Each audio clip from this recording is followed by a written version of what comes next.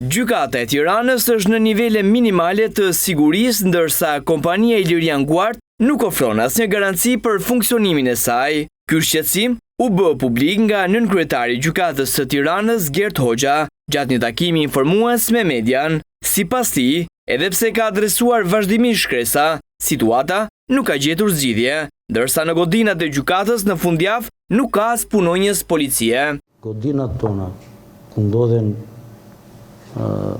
sende me rëndësi të veçantë, ndodhen dosje gjyqësore, prova materiale, tua them me bindje që mbas dite, nga ora 4 deri në mëngjes, këtë godinë këtu e ruan Zoti. Nuk ka punonjës që e ruan. Ish lënë një kompanie që quhet Ilirian Guard, që në atë çka unë kam konstatuar o kam bërë me shkresë, nuk më themi që ta themi kështu ëmbël që nuk janë lartësinë, jo, nuk janë fare në lartësinë e detyrës.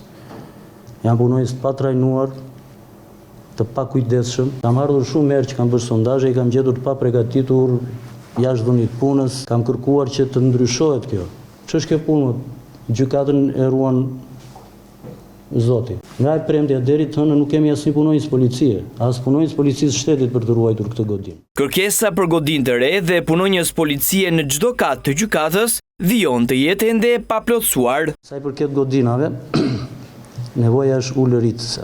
Godina ku ne jemi sot nuk ka qenë projektuar për gjykatë, ka qenë fjetir në trupave special policisë shtetit. Është vetëm një trup prej 60 punonjësish policisë, punonjë policie, që plotëson nevojat tona. Çfarë duam? Ne duam që në çdo kat të kemi nga një punonjës policie.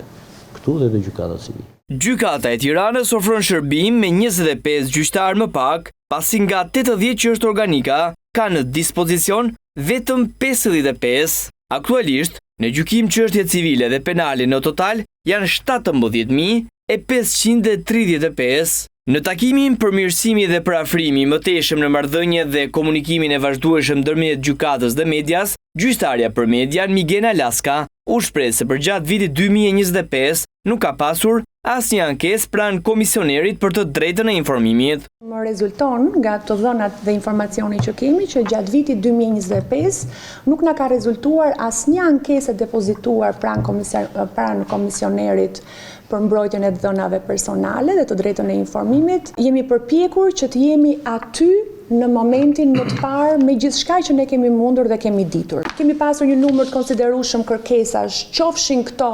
në mënyrën e protokollimit zyrtar, po themi, pra të depozitimit zyrtar, ashtu dhe të një komunikimi të drejtë për drejtë nëpërmjet WhatsAppit, emailit, telefonit. Gjatë vitit 2025 janë komunikuar nga Gjykata e Tiranës 18 njoftime për shtyp me çështje të karakterit urgjent, si masa sigurimi apo vendime me interes për median, ndërkohë janë depozituar 70 kërkesa për informacion të cilat kanë marrë përgjigje në kohën e duhur.